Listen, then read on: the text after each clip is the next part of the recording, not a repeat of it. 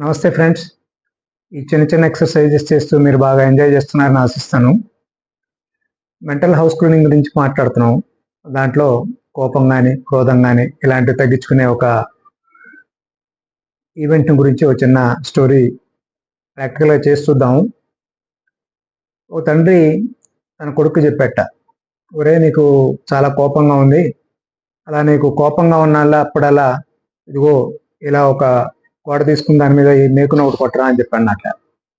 ఆ కొడుకు వరుసగా రిచువల్గా తండ్రి చెప్పాడు కదా అని ఇదిగో ఇలాంటిది ఒకటి తీసుకుని ఒకటొకటి మేకులు కొడుతూ వచ్చాట. రోజుకు ఒకటి చొప్పున, లేదు ఒక్కొక్కసారి 4 రోజులు 4-5 ఇట్లా కూడా కొడుతూ వచ్చాట.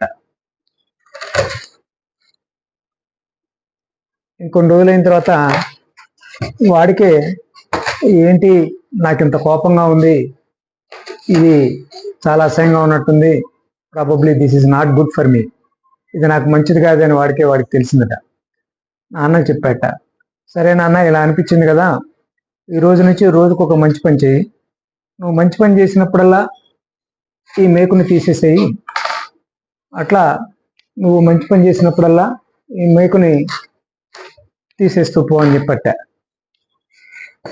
కొన్ని రోజులు పోయిన తర్వాత ఈ కొడుకు కాస్త మంచివాడిగాను మారాడు, ఈ మేకులన్నీ కూడాను ఊడిపోయినాయి. నాన్న మేకులన్నీ తీసేసానన్నట్ట. ఒరే నాన్న, మేకులు తీసేసావు కానీ మనం చేసిన తప్పుడు పనులు చూసావా, వాటి తాలూకు ప్రభావాలు ఇదిగో ఇంకా కన్నాలు మిగిలిపోయినాయి చూసావా.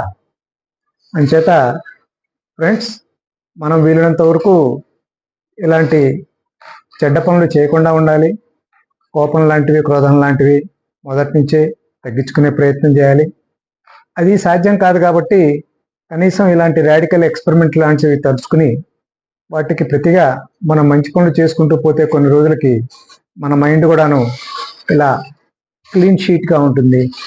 అప్పుడు మీరు అనుకున్న పనులు అవుతాయి, మీ మనస్సు ప్రశాంతంగా ఉంటుంది, మీరు పరిపూర్ణమైన ఆరోగ్యంతో ఉంటారు.